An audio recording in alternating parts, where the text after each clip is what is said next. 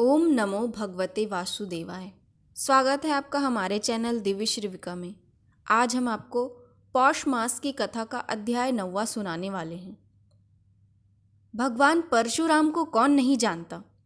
उन्हें जगत के पालनहार भगवान विष्णु का छठा अवतार माना जाता है। कहते हैं कि परशुराम ने 21 बार समस्त क्षत्रिय वंशों का संहार कर भूमि को क्षत्रिय विहीन कर दिया था। इसका उल्लेख पुराणों में भी मिलता है। लेकिन क्या आप जानते हैं कि भगवान परशुराम ने ऐसा क्यों किया था? दरअसल महिष्मति नगर के राजा सहस्त्रार्जुन क्षत्रिय समाज के हैह वंश के राजा कार्तवीर्य और रानी कौशिक के पुत्र थे। सहस्त्रार्जुन का वास्तविक नाम अर्जुन था। कहते हैं कि उन्होंने भगवान दत्तात्रेय को अपनी तपस्या द्वारा प्रसन्न करके उनसे 10,000 हाथों का आशीर्वाद प्राप्त किया था। इसके बाद से ही अर्जुन का नाम सहस्त्रार्जुन पड़ा। कहा जाता है कि महिष्मति सम्राट सहस्त्रार्जुन अपने घमंड में चूर होकर धर्म की सभी सीमाओं को लांघ चुका था। उसके अत्याचारों से जनता त्रस्त हो चुकी थी। वेद पुराण और धार्मिक ग्रंथों को मिथ्या बताकर ब्राह्मण का अपमान करना, ऋषियों के आश्रम को नष्ट करना, उनका अकारण वध करना, प्रजा पर निरंतर अत्याचार करना, यहाँ तक कि उसने अपने मनोरंजन के लिए मदिरा के नशे में चूर होकर स्त्रियों के सतीत्व को भी नष्ट करना शुरू कर दिया था। ऐसे ही एक बार सहस्त्रार्जुन अपनी पूरी सेना के साथ जंगलों से होता हुआ जमदग्नि ऋषि के आश्रम में विश्राम करने के लिए पहुंचा। महर्षि जमदग्नि ने सहस्त्रार्जुन को अपने आश्रम का मेहमान समझकर खूब स्वागत सत्कार किया। कहते हैं ऋषि जमदग्नि के पास देवराज इंद्र से प्राप्त दिव्य गुणों वाली कामधेनु चमत्कारी गाय थी।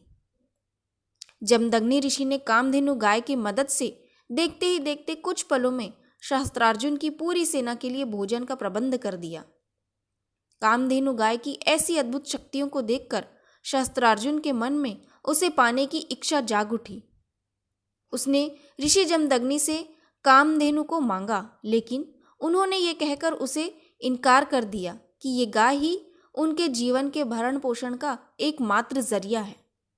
लेकिन सहस्त्रार्जुन कहाँ मानने वाला था। सहस्त्रार्जुन ने क्रोध में आकर ऋषि जमदग्नि के आश्रम को उजाड़ दिया और कामधेनु को अपने साथ ले जाने लगा। लेकिन तभी कामधेनु सहस्त्रार्जुन के हाथों से छूटकर स्वर्ग की ओर चली गई।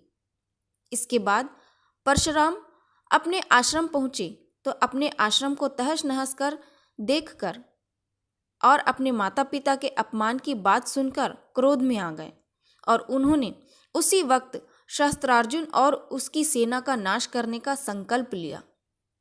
परशुराम भगवान शिव द्वारा दिए गए महाशक्तिशाली फरसे को साथ लेकर सहस्त्रार्जुन के नगर महिष्मति पहुंचे, जहां परशुराम और सहस्त्रार्जुन और उसकी सेना के बीच भयंकर युद्ध हुआ, जिसमें परशुराम ने अपने प्रचंड बल से सहस्त्रार्जुन के हजारों भुजाएं और धड़ परशु से अर्थात फरसे से काटकर उसका वध कर दिया।